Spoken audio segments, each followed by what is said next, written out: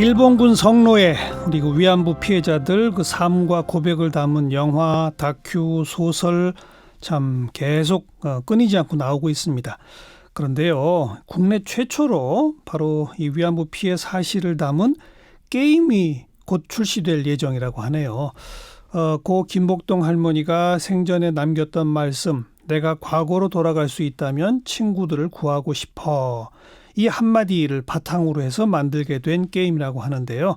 게임 개발 회사입니다. 겜브리지의 도민석 대표 또 스토리 작가 황유정 작가 두 분을 오늘 스튜디오에 직접 초대했습니다. 어서 오세요. 반갑습니다. 네, 감사합니다. 네.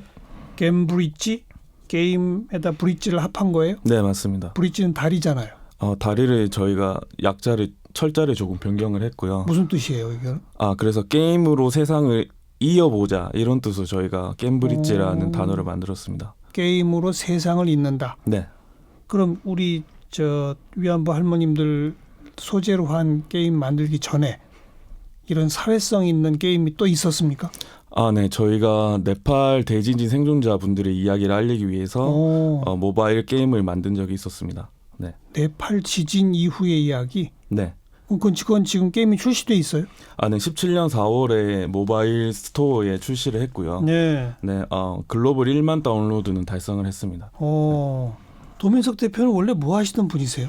저는 원래 게임을 연구하던 그 석사 과정이었었고요. 이전에는 그냥 취업을 꿈꾸던 대학생이긴 했었죠.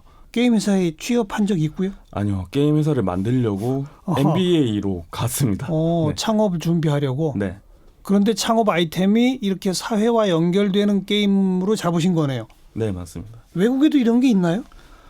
네. 해외 사례를 제가 많이 공부를 했었는데요. 네. 특히나 폴란드에서 개발된 This War of Mine이라는 내전을 다룬 내전에서 생존자들의 그 생존기를 다룬 그런 게임들과 함께 폴란드? 네네네. 외국에는 이런 게임 회사들이 이미 있었군요. 네. 게임이 발전이 되면서 그 게임 개발자들의 철학과 메시지를 담은 작품들이 많이 만들어지고 있고요. 특히나 요즘부터는 또 사회적인 문제나 아니면은 인간의 어떤 도덕적 딜레마나 그런 아니면 역사적 참상 이런 걸 다루는 작품들이 등장하고 있습니다. 우리나라에서는 참 전례를 찾기 어려운 것 같은데 아직은 그죠? 예. 이번 그 위안부 할머님들을 소재로 한 게임의 제목을 수요일 웬즈데이라고 붙였다던데 이건 우리 황유정 작가가 좀 설명해 주세요. 왜 제목이 웬즈데이입니까? 일단은 할머님들께서 이제 처음 목소리를 내기 시작하셨던 때가 이제 수요일에서 수요 집회가 이제 그렇죠. 매년 이어지고 있잖아요. 매주 그래서, 이어지고 있죠. 네, 맞아요. 매년 매주. 예. 그래서 이 수요 집회를 더 많은 사람들한테 알리고자 수요일이라는 이름을 저희 게임 이름으로 채택을 했습니다.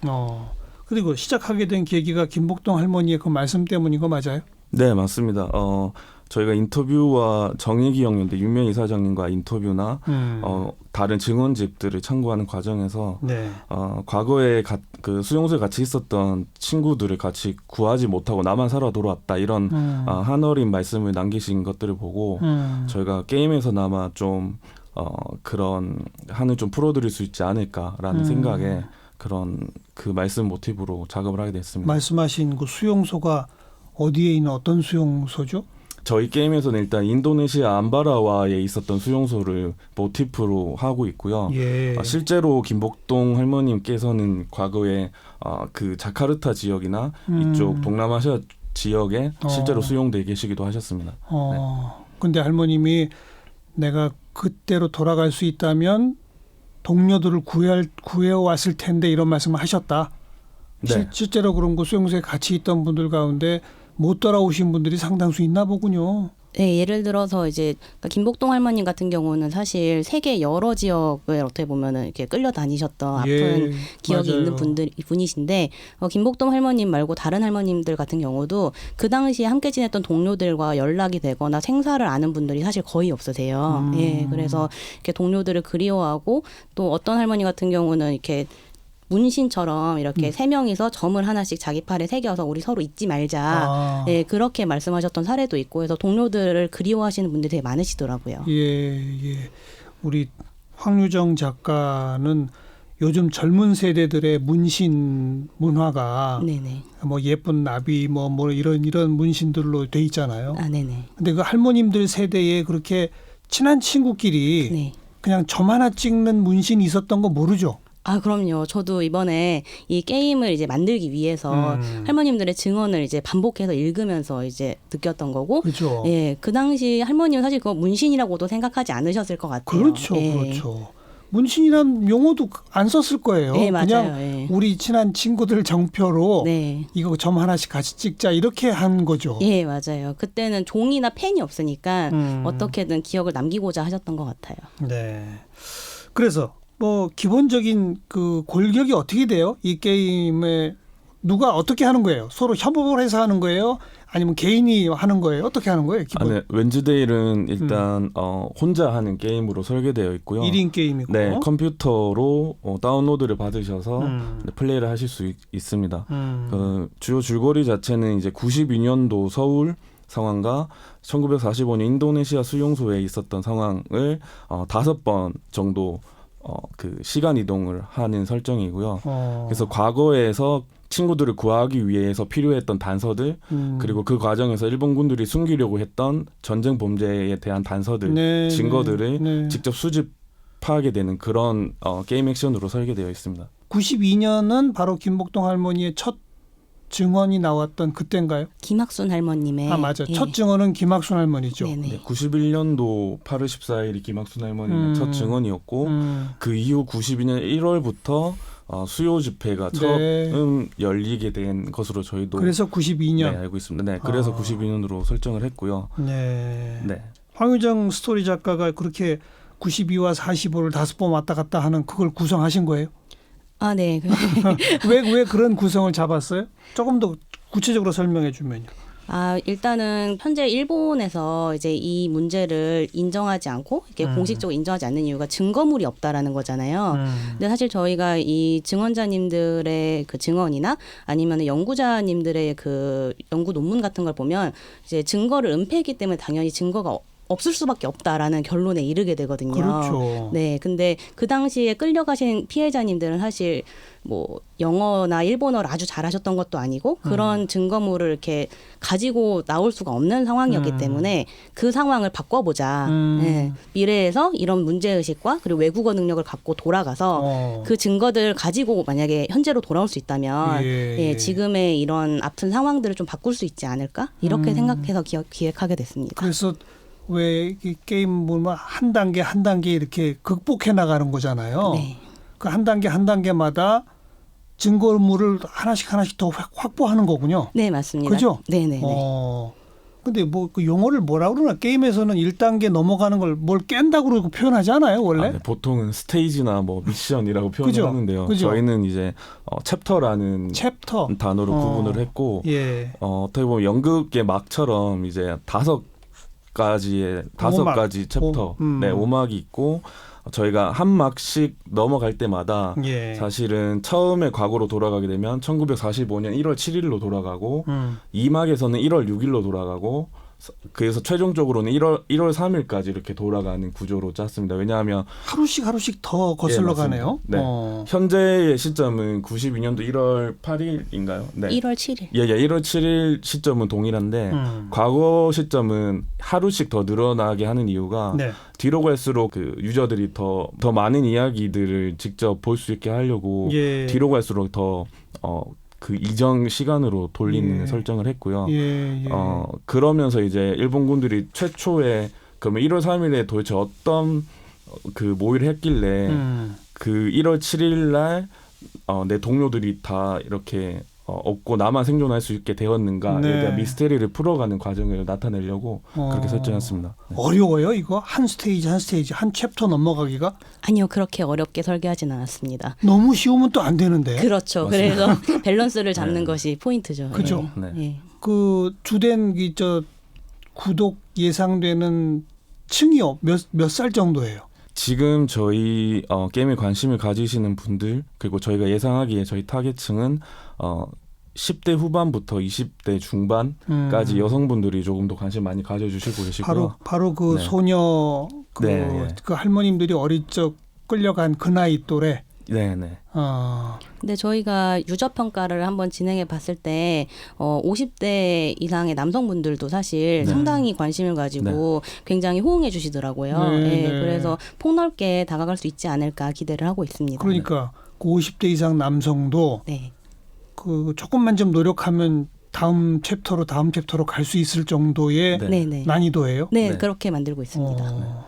저희가 목표하는 것은 최대한 많은 글로벌 게이머 분들이 이 게임을 통해서 이 수요 주폐의 정신과 의미를 알아주셨으면 하는 기도가 있거든요. 그래서 너무 어렵거나 너무 쉽거나 하면 안 되기 때문에 저희가 적절하게 제가 그걸 물어본 거예요. 네, 그래서 게임 이용가도 가능한 12세 이용가에 맞추려고 하고 있고 그리고 해외에도 이제 서비스할 수 있도록 노력하고 있습니다. 그러면 여러 나라 언어로 이게 서비스가 돼야 되겠네요. 네, 언어 번역을 준비하고 있고요. 지금 기본적으로 영어와 1어 중국어까지는 저희가 준비를 하고 있고 이후에 다른 나라 언어들도 추가 패치를 통해서 추가를 하려고 합니다.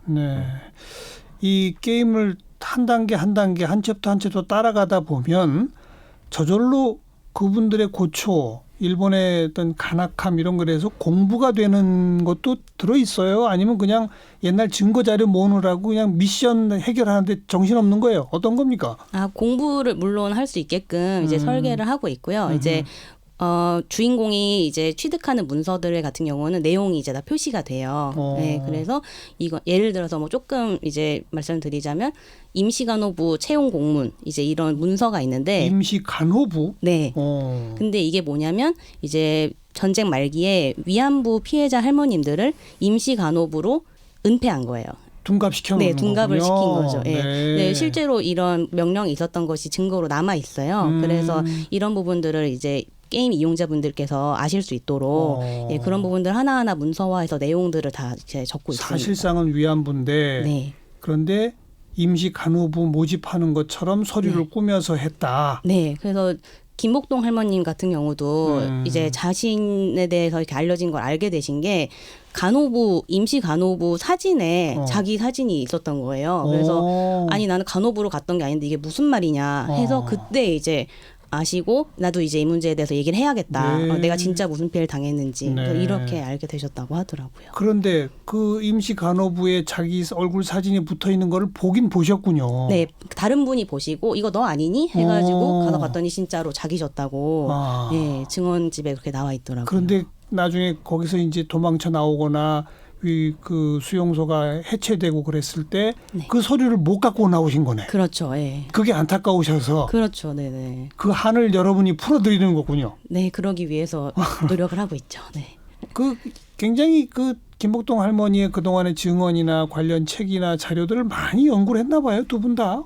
네, 전체 회사가 그죠? 네, 뭐 다 같이 많이 읽고 이제 저희 캐릭터 주인공 이름이 이제 김순이인데 이게 이제 김복동 할머님의 그 이제 김하고 이제 그 김학순 할머님의 순이 그래가지고 이제 따온 거거든요. 그래서 김학순 할머님과 이제 김복동 할머님을 이제 모델로 해서 만드는 거다 보니까 두 분을 위시해서 거의 모든 이제 한국에 있는 증언집은 사실 다 읽고 작업을 하고 있습니다. 고증을 철저히 하고 이 역사적 사실에 근거해서 이 정의기억연대 측하고도 게임 만들기 전에 협의를 해보셨어요? 네, 저희가 처음 이 기획안을 가지고 그 정의기억연대 윤미향 이사장님과 이제 관계자분들과 미팅을 했고요. 윤미향 이사장도 좀 구세대라 이 게임 이런 거 잘 모를 텐데 뭐라고 하던가요? 근데 저희도 처음에 가져갈 때만 하더라도 만약에 안 된다고 하시면 저희는